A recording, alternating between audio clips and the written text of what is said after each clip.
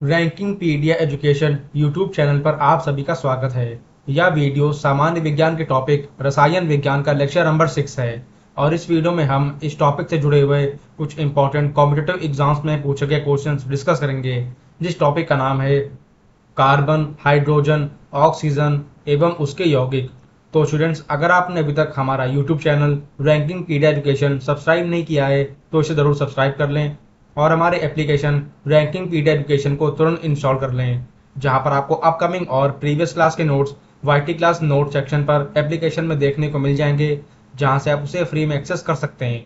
तो चलिए स्टूडेंट्स, कुछ इंपॉर्टेंट क्वेश्चंस देख लेते हैं इस टॉपिक से जुड़े हुए कि किस चीज का उपयोग करके पीने के पानी का रासायनिक कीटाणु शोधन किया जा सकता है। तो वह है क्लोरीन का। जो क्लोरीन वाटर होता है उसका उपयोग करके जो है पीने के पानी का जो रासायनिक कीटाणु होता है उसका शोधन करा जा सकता है। चलिए अगले क्वेश्चन में आते हैं। कमरे के ताप क्रम पर वह अधातु जो तरल अवस्था में ही पाई जाती है, तो वह अधातु है ब्रोमीन। क्या है वह? उस अधातु का नाम है ब्रोमीन। इकलौती ऐसी अधातु है जो तरल अवस्था में भी पाई जाती है कमरे के ताप क्रम में, यानी कमरे का कोई भी तापमान हो, यह धातु जो है तरल अवस्था में ही हमेशा पाई जाएगी और उसका नाम है ब्रोमीन। अगले क्वेश्चन पे आते हैं। कीटाणुओं को मारने के लिए स्विमिंग पूल में डाले जाने वाला गैर धातु है, उसका नाम यह है क्लोरीन। क्या नाम उसका? उस गैर धातु का नाम है क्लोरीन। अगले क्वेश्चन पे आते हैं। प्याज कंद की विशेष महक किस कारण होती है? तो वह होती है सल्फर यौगिक की वजह से। किसके कारण होती है वह प्याज की विशेष गंध? वह होती है सल्फर यौगिक की वजह से। उसमें सल्फर के कंपाउंड्स पाए जाते हैं उस प्याज की कंद के अंदर, जिसकी वजह से वह विशेष तरीके से महकता है। अगले क्वेश्चन पे आते हैं। जब बेरियम क्लोराइड को पतला सल्फ्यूरिक एसिड में मिलाया जाता है तब दिखता है क्या?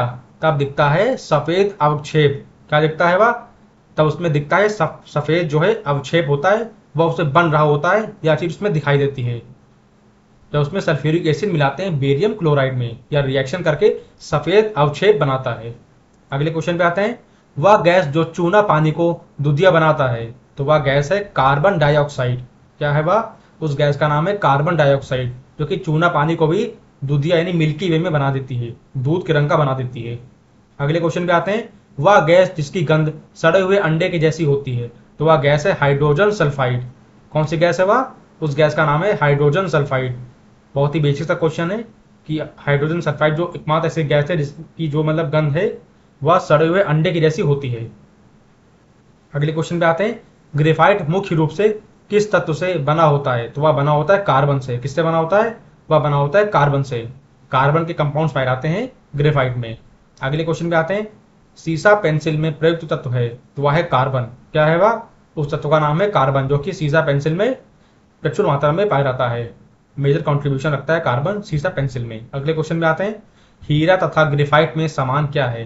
तो वह रहता है परमाणु भार, यानी एटॉमिक मास जो है, या दोनों में सिमिलर रहता है, समान रहता है हीरा में और ग्रेफाइट में। अगले क्वेश्चन में आते हैं। पेंसिल की लीड बनाने में प्रयोग किया जाता है किस चीज का? तो इस्तेमाल करते हैं ग्रेफाइट का। बहुत ही बेसिक सा क्वेश्चन था, आपको पता ही होगा कि ग्रेफाइट का इस्तेमाल किया जाता है पेंसिल की लीड बनाने में। चले ऐसे आते हैं अगले क्वेश्चन पे। कौन से प्रकार के कोयले में सबसे अधिक कार्बन पाया जाता है? तो वह है एंथ्रेसाइड। कौन सा कोयला है वह? वह है एंथ्रेसाइड। एंथ्रेसाइड नाम का एक कोयला होता है, उसमें सबसे अधिक मात्रा में जो है कार्बन पाया जाता है। ये आपको पता होना चाहिए कि एंथ्रेसाइड नाम के कोयले में सबसे अधिक मात्रा में कार्बन पाया जाता है। ऐसे ही आते हैं अगले क्वेश्चन पे। रेफ्रिजरेटर में कौन सी गैस द्रव का प्रयोग किया जाता है? तो वह गैस है अमोनिया। कौन सी गैस है वह? उस गैस का नाम है अमोनिया, NH4। अमोनिया गैस जो है उसका इस्तेमाल करा जाता है रेफ्रिजरेटर में। अगले क्वेश्चन पे आते हैं। वायुमंडल में कौन सी गैस नहीं पाई जाती है? तो वह गैस है क्लोरीन। कौन सी गैस है? वह गैस है क्लोरीन, क्योंकि नाइट्रोजन पाई जाती है और ऑक्सीजन भी पाई जाती है, तो कॉमन चीजें हो गई, और बाकी गैसेस पाई जाती है, लेकिन क्लोरीन जो है या गैस जो है या वायुमंडल में एटमॉस्फेयर में नहीं पाई जाती है। अगले क्वेश्चन पे आते हैं।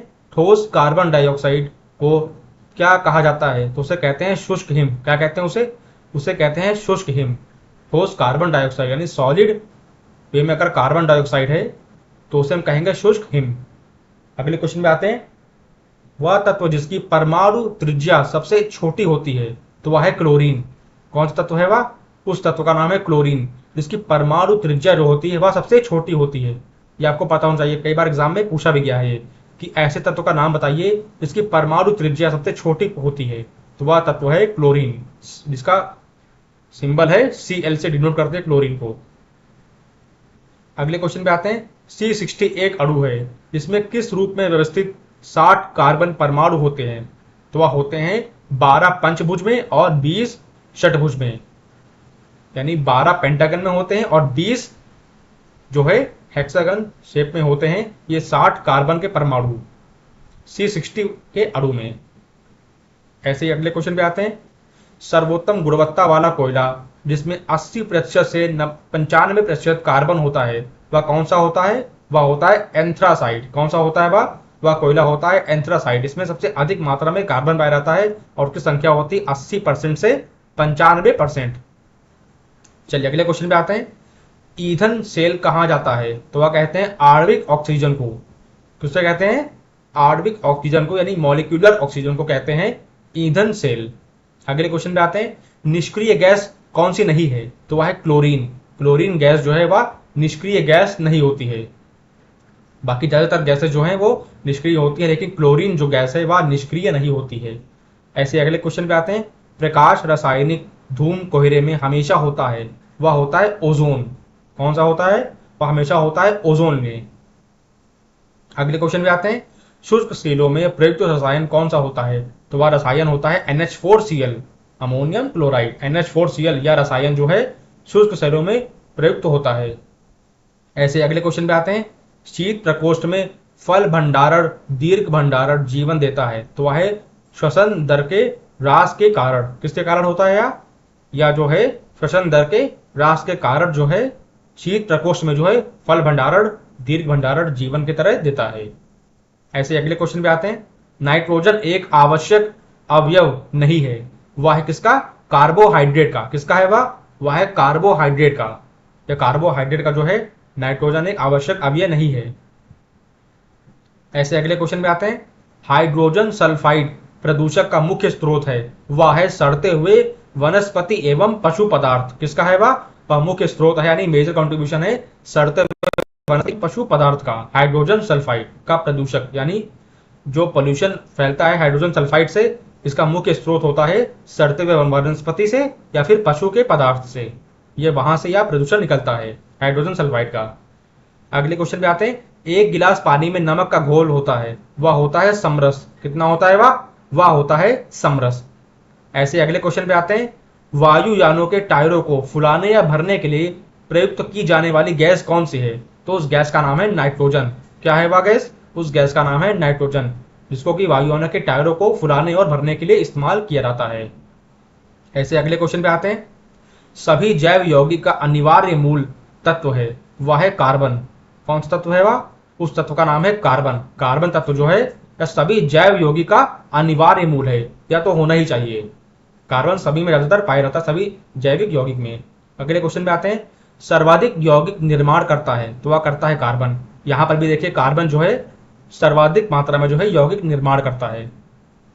अगले क्वेश्चन पे आते हैं। रक्त धारा को दुष्प्रभावित कर मौत उत्पन्न कर सकता है कौन? तो वह है कार्बन मोनोऑक्साइड। कौन है उस गैस का नाम है कार्बन मोनोऑक्साइड। या खून के बहाव को रोक करके उसको दुष्प्रभावित करके मौत का कारण भी बन सकती है।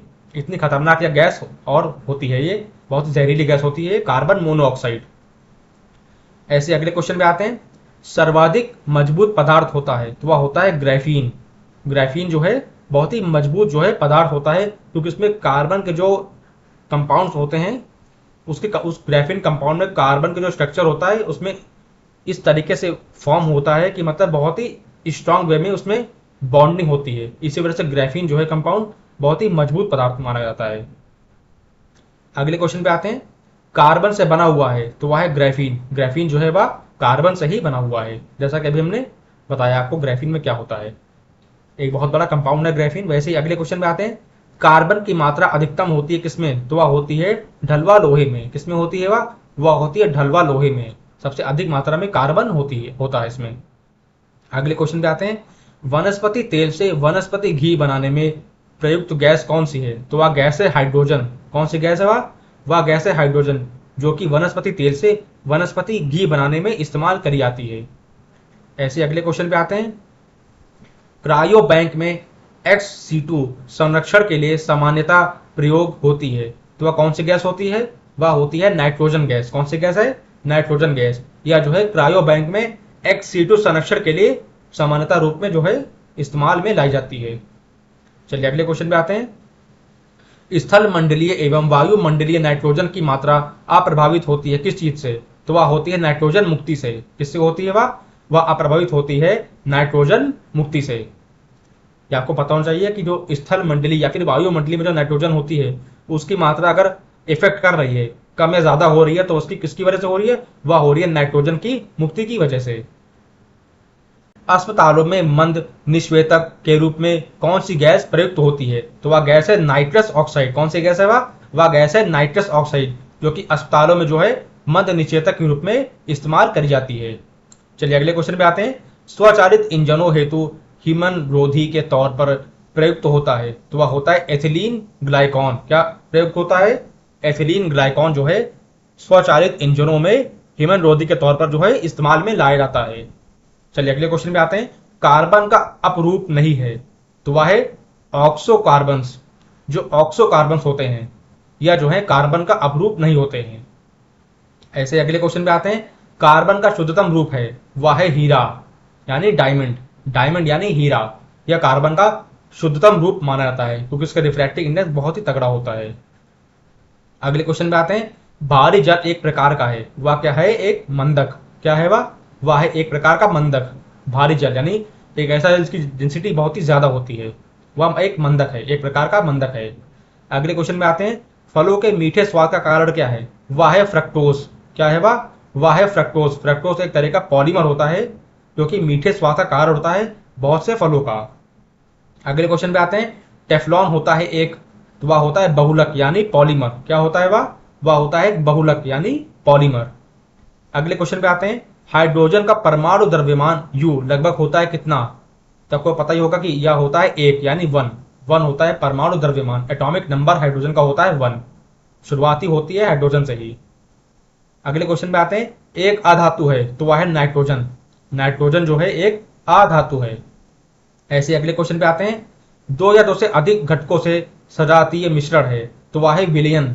विलयन जो है 2 या 2 से अधिक घटकों का सजातीय मिश्रण कहलाता है। ऐसे अगले क्वेश्चन पे आते हैं। श्रृंखलन यानी कैटिनेशन का गुण प्रबल होता है किसमें? तो वह होता है कार्बन में। कार्बन इकलौता ऐसा तत्व है जिसमें कैटिनेशन प्रॉपर्टी बहुत ही अधिक मात्रा में होती है। बहुत ही अच्छे से कैटिनेट करता है कार्बन और बहुत ही तगड़े बॉन्ड भी बनाता है। और भी सारे जितने आपने बड़े बड़े कंपाउंड्स देखेंगे, जैसे C60 हो गया, अभी हमने उसकी बात करी थी, तो उसमें जो है कार्बन कैटिनेशन करके ही इतना बड़ा कंपाउंड, इतना मजबूत कंपाउंड बना देता है क्योंकि उसकी कैटिनेशन पावर बहुत ही ज्यादा होती है।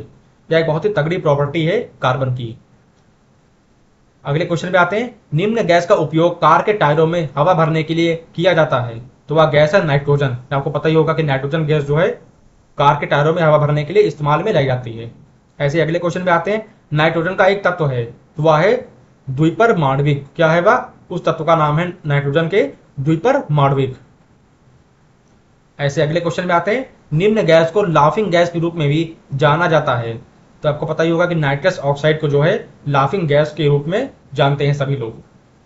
ऐसे अगले क्वेश्चन पे आते हैं। निम्न में एक सफेद क्रिस्टलीय कार्बनिक अम्ल है जिसे अक्सर अंगूर और नींबू के फ्लेवर वाले पेय, जिलेटिन, डेजर्ट, जैम, जेली और कठोर खट्टे यानी हार्ड सॉर, मिष्ठास यानी कन्फेक्शनरी में एक अम्लीय कारक के रूप में इस्तेमाल किया जाता है, तो वह कौन सा अम्ल है? वह अम्ल है टार्टरिक अम्ल यानी टार्टरिक एसिड होता है, जिसमें जो है सफेद क्रिस्टलीय कार्बनिक अम्ल के गुण हैं, जिसे अक्सर जो है अंगूर और नींबू के फ्लेवर वाले पेय या जिलेटिन, डिजर्ट यानी जेली और कठोर खट्टे या कोई भी मिष्ठान वाली चीजों में के रूप में इस्तेमाल किया जाता है, तो वह अम्ल है टार्टरिक अम्ल।